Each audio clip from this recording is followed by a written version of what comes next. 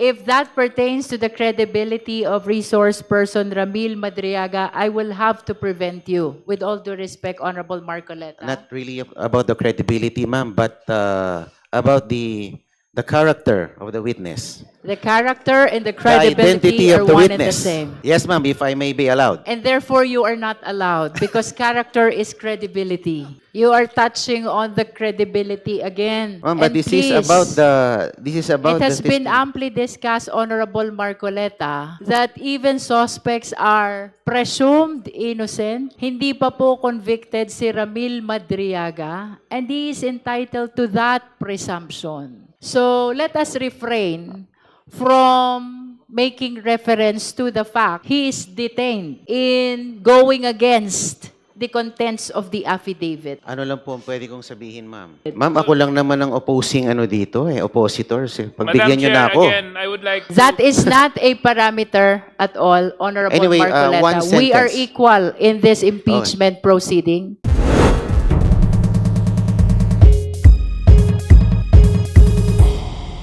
The hearing is resumed. The Honorable Marcoleta. Thank you, Madam Chair. I take it to mean that despite the approval of the chair to allow Mr. Madriaga to leave the House premises, I'm still allowed to make a manifestation? So long as Regarding it the is witness. relevant to the subject matter of this impeachment hearing. Yes, ma'am. Thank you, Madam. You may proceed. Two manifestations, ma'am. Number one is to present public records as to the background of the witness. Just So- information about the witness. If that pertains to the credibility of resource person Ramil Madriaga, I will have to prevent you. With all due respect, Honorable Marcoleta. Not really about the credibility, ma'am, but about the character of the witness. The character and the The credibility identity are of the one and the witness. same.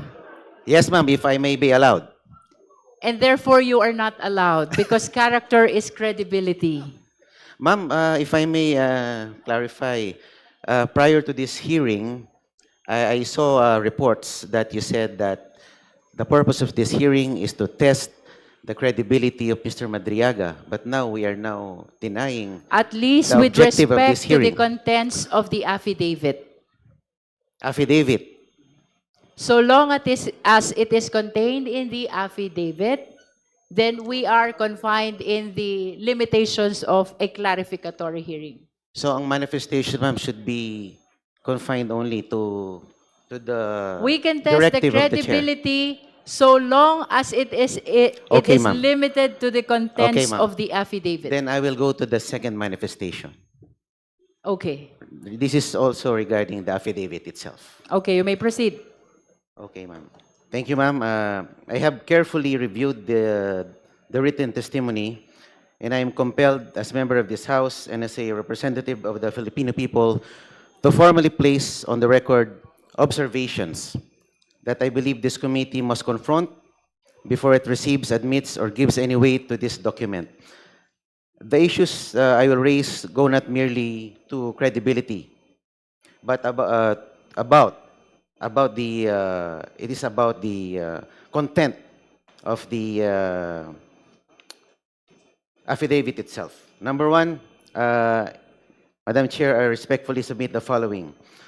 Number one, the testimony is entirely uncorroborated and rests solely on the word of a detained criminal suspect. You are touching on the credibility again. Ma'am, but And this is please, about It has the been testimony. amply discussed, Honorable Marcoleta, that even suspects are presumed innocent. Hindi pa po convicted si Ramil Madriaga, and he is entitled to that presumption. So let us refrain from making reference to the fact that he is detained in going against the contents of the affidavit. Ano lang po ang pwede kong sabihin, ma'am? Anything that is about Ang that is nangyayari kasi contained dito, in the affidavit. Madam Ang Chair. gusto lang pong mapakinggan dito kay kung ano lang naayon sa mga miyembro dito. Paano po yung mga You posisyon are- naman na nasa kabila? You're making mention about the fact that he is a detainee because of your intention to question his credibility. As you have said, Ma'am, you want to if I may be tackle allowed his to finish the character. statement, it's Yes. just, the one I mentioned is just a title. I'm not even going to the body of my manifestation, ma'am. Ano, title pa lang po ang sinasabi ko. I'm being prevented All na right, from please speaking. proceed. Thank you, Madam Chair. The written testimony makes sweeping and dramatic claims about alleged high-level private conversations between former President Rodrigo Duterte and others, including a purported agreement to use President Marcos merely as a political tool and unseat him by 2025, alleged plans to sabotage the administration of a sitting president, discussions about assassination by poisoning or other means, plans for a military coup and the siege of Malacanang Palace, and the witnesses' own alleged role in recruiting criminal syndicates, underworld gangs, and Mindanao mercenaries for a destabilization scheme. Madam Chairman, I ask this committee to carefully consider the following. Not a single one of these claims is supported by any document, any recording, any other named witness, or any contemporaneous written record of any kind. We are being asked to accept as evidence in a constitutional impeachment proceeding the bare and uncorroborated written recollections of a man Parliamentary inquiry, currently Madam Chair. detained for There's a kidnapping parliamentary inquiry, for Honorable ransom. Marcoleta, if I may Parliamentary interrupt. inquiry, Madam Chair. Yes, what's the Madam parliamentary Chair, may I inquiry? know if member of this committee is allowed to make an observation? A manifestation, ma'am, is tantamount to an Honorable observation. Marcoleta, please allow the chair to answer. Non-members are allowed to manifest, but they cannot raise question, they cannot vote. Thank you, ma'am. If I may continue po. You may continue.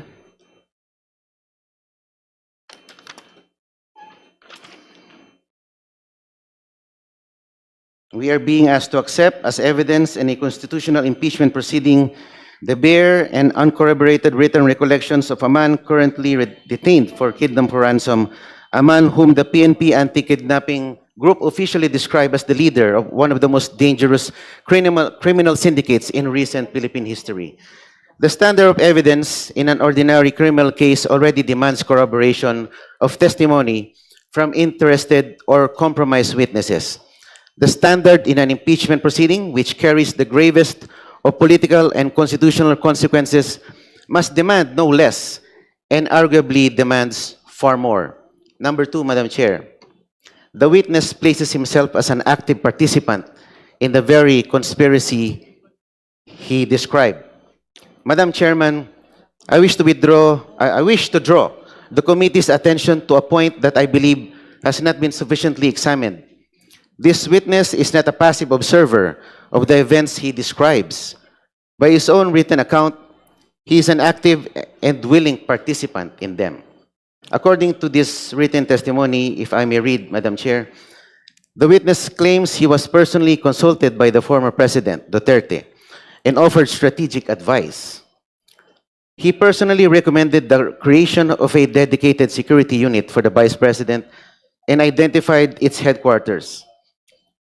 He claims he was given specific assignments to recruit civil groups, school clubs, fraternities, underworld criminal gangs, and syndicates as part of an alleged plan to destabilize the government. He describes having knowledge of and apparent proximity to discussions about assassinations, coups, and the assault of the presidential palace. Madam Chair, if we take this testimony at face value, then the man sitting before this committee is not merely a witness. He is, by his own admission, a co-conspirator in a criminal enterprise of the highest order. He is a man who claims to have knowingly participated in plots that, if true, would constitute rebellion, sedition, and conspiracy to commit murder among the gravest crimes under Philippine law. This raises a question that this committee cannot in good conscience ignore. Why is this self-confessed co-conspirator being presented here as a credible witness rather than being investigated and prosecuted for the crimes he himself admits to participating in? And more importantly, has this witness been offered any form of immunity, protection, or accommodation in exchange for this testimony? If so, this committee and the Filipino people have an absolute right to know. Ramil Madriaga stated earlier that his giving testimony to this committee is not in consideration of any offer coming from anyone. I make a manifestation, Madam Chair. The Honorable Chua. Thank you, Madam Chair. Madam Chair, we are not accepting everything that Ramil Madriaga stated a while ago as gospel truth. We are here to make clarificatory question with respect to the affidavit that he executed. Now, that is for purposes of determination of probable cause. Now, the time will come, that is, pag papunta po tayo sa Senado, pag nagtuloy-tuloy na po sa trial, that is the time where we will test the credibility of the statement of the witness, which is Ramil Madriaga. There, during the hearing, pwede po siyang i-cross-examine ng mga abogado. At hindi po tayo ang magsasabi dito kung yung salita po niya ay totoo o hindi. Ang magsasabi po niyan ay yung mga senator judges na tatayong hukom sa Senado. Kaya ang trabaho lamang dito natin ay tingnan lang kung may probable cause. Kasi kung ang itetest na po natin yung credibility, that is already trial, Madam Chair. Kaya nga po kanina, lahat po ng mga miyembro, kung mapapansin po ninyo, halos nakatikim po ng objection sa ating Madam Chair dahil yung mga tanong po nila ay wala na sa affidavit at yun po ang tinatawag na proving question na. Kaya, Madam Chair, hindi po totoo na lahat po yun ay tinatanggap na po natin. Hindi po porke pinagbigyan natin si Ramil Madriaga na magsalita, ibig sabihin po, yun na ang katotohanan. Malalaman po natin ang katotohanan pagdating po sa Senado. Maraming salamat po. Madam Chair. Madam Chair. Honorable De Lima, and then we go back to Honorable Marcoleta. Gusto ko lang pong dagdagan yung sinabi ni Representative Chua. Ang parang pinakapunto po ni Representative Marcoleta is that kapag co-conspirator ka o kaya insider ka, may mga alam ka dahil kasama ka sa mga gumawa ng kung mga ano-ano, ay hindi ka nakapanipaniwala. May I again cite a jurisprudential rule, Napoles versus Sandigan Bayan, GR number 224162, November 7, 2017, the Supreme Court ruled that the mere fact that the whistleblowers were conspirators themselves does not automatically render their testimonies incredible and unreliable. Kasi alam niyo po yung mga insiders, sila yung may mga alam. We can recall also, we can point out also the cases of, in the case against the former president before the ICC, sila Edgar Matubato, sila Arthur Lascania. These are co-conspirators, these are insiders, but their testimonies are considered by the prosecutors, and that's why they are the star witnesses, among the star witnesses in that case. So hindi po yan tamang argument na kapag na alam mo, meron kang alam, kasi we can see from the testimony, the totality of the testimony, the supplemental affidavit of Mr. Madriaga, that he's an insider, well-entrenched, maraming alam. And in fact, yung pagiging insider, that bolsters one's credibility more often than not. Bolsters one's credibility. But sabi nga ni Representative Chua, hindi naman ibig sabihin ay paniniwalaan na natin lahat ng sinasabi ni Mr. Madriaga. Kasi ang sinasabi nga po dito, against Napoles versus Sandigan Bayan, if it is shown that the statements of the conspirator are corroborated by other evidence, then we have convincing proof of veracity. Even if the confirmatory testimony only applies to some particulars, we can properly infer that the witness has told the truth in other respects. Nakita naman natin yung kanyang willingness na pabuksan yung kanyang bank accounts, yung mga dummy bank accounts. Kaya nga siya nag-issue ng waiver. So ibig sabihin, willing siya na mag-present ng corroborative evidence. Ganon din yung tinanong ko po kanina tungkol dun sa apat na mga individuals. Although yung isa po, sabi niya ay namayapa na po. So yung tatlo, pwede rin po mag-corroborate. But not in this particular stage. Pwede sa trial kung kailangan ng corroborative evidence. Thank you. Honorable Marcoleta? Opo, if I may continue, Madam Chair. Yes, I hope you are listening also to their manifestations. Yes, ma'am. because I they highly are- respect the opinion of They Congressman are De in Lima. response to your statement that he is a conspirator in the alleged acts committed by the former president. This is actually tantamount to a declaration against interest. You may continue. Number three, the extraordinary nature of the claims demands an extraordinary standard of proof. Madam Chair, there is a principle recognized in law, in logic, and in common sense. Extraordinary claims require extraordinary evidence. The allegations in this written testimony are not ordinary.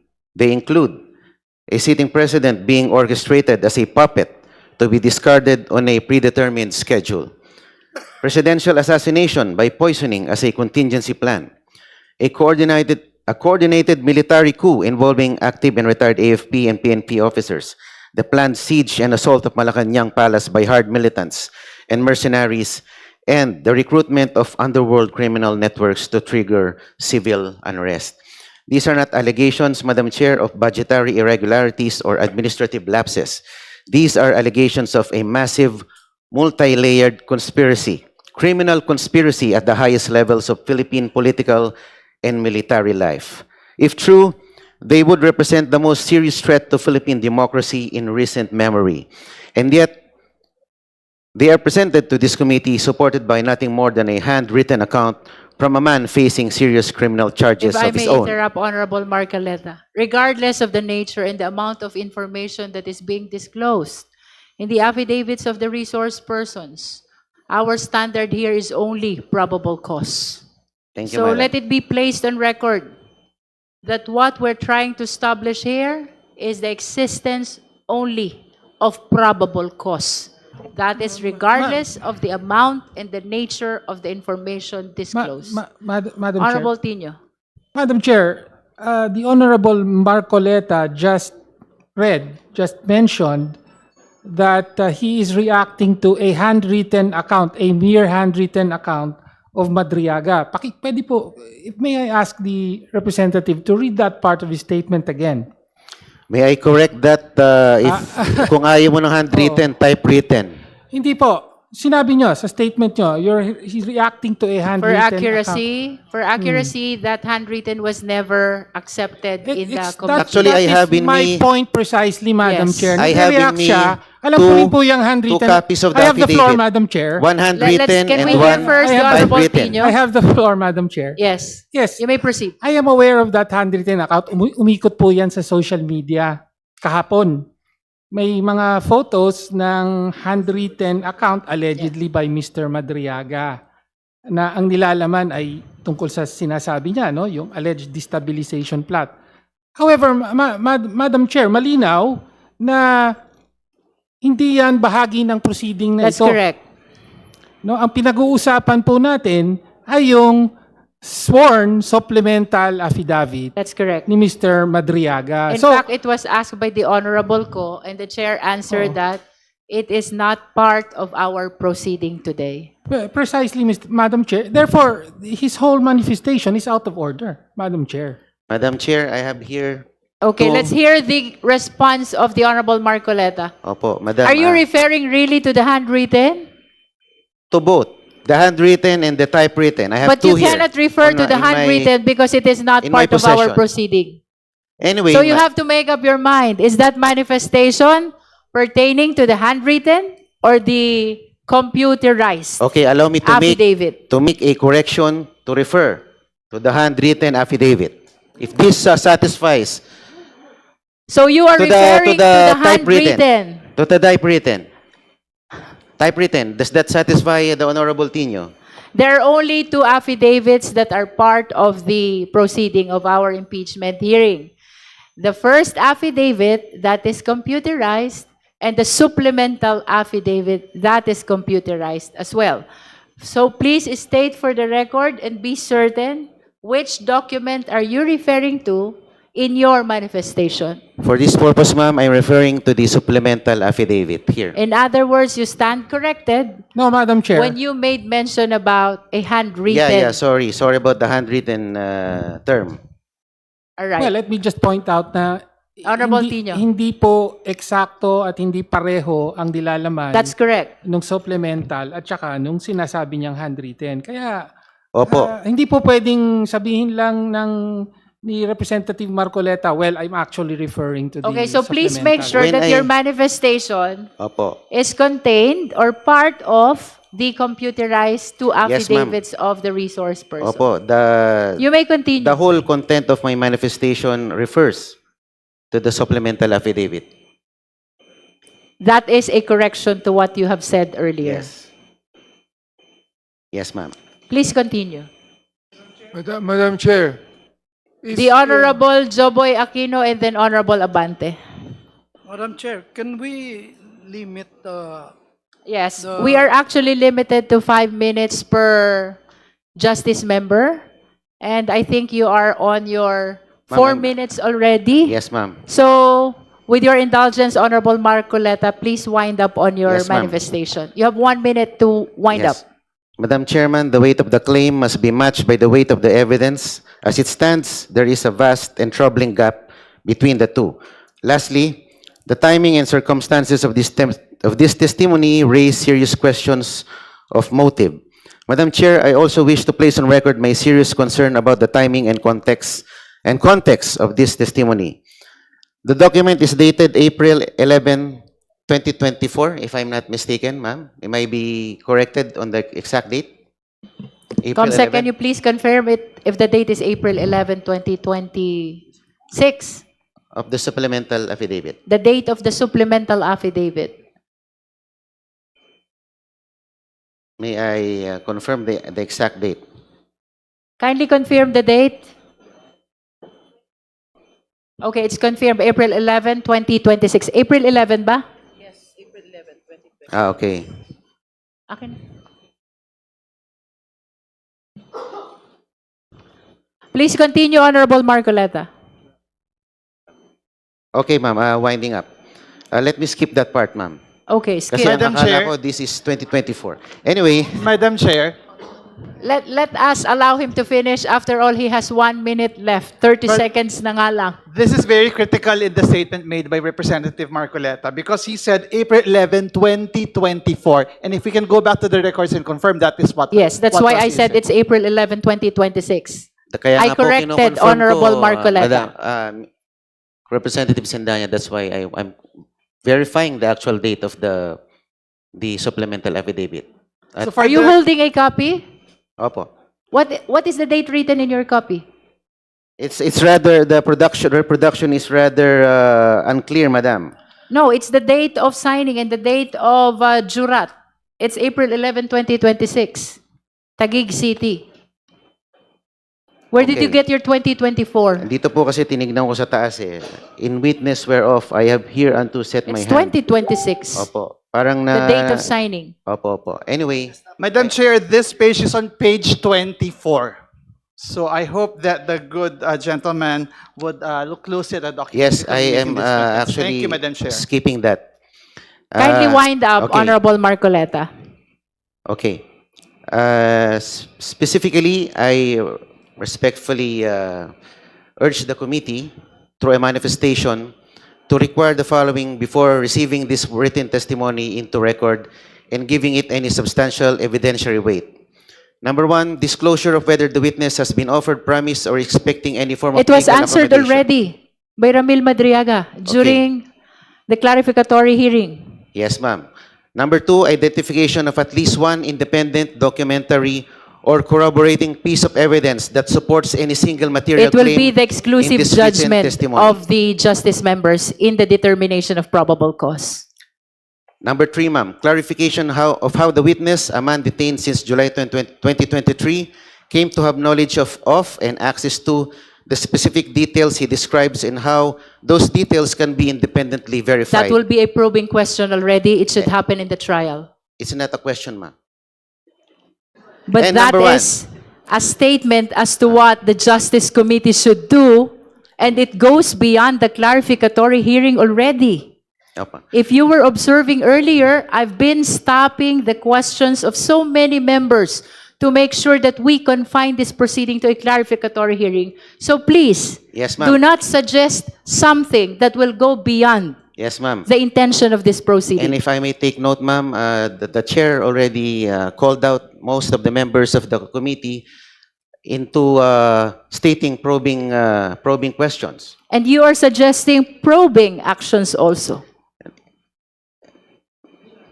The last one that you read. Unless you don't understand what you It's a read. request, ma'am. It's a request. It's That not a is probing why question. I am reacting to your request because your request entails probing action already. Opo, and if I may make this observation, ma'am, halos 20 po ang kinall out po ninyo na nagpo-probe, probing questions. I don't know if the committee can still continue with a hearing na hindi nakapagtanong ng probing questions without violating with the confining to the standards of a hearing without going to a full trial. Kasi halos 20 This is not a trial. Oo nga, bakit po puro probing questions ang ating tinanong? Halos 25 po yata And ang that is kinall out why ninyo. we are preventing the Opo. justice members from raising or pursuing the probing questions. Yes, ma'am. And if, I don't know if this is probing again, if I may be furnished a full accounting of who assisted the witness in preparing, drafting, or delivering this written testimony, and whether any party with an interest in the outcome of this proceeding was involved in that process. I think that has been answered by Madriaga already during our clarificatory hearing.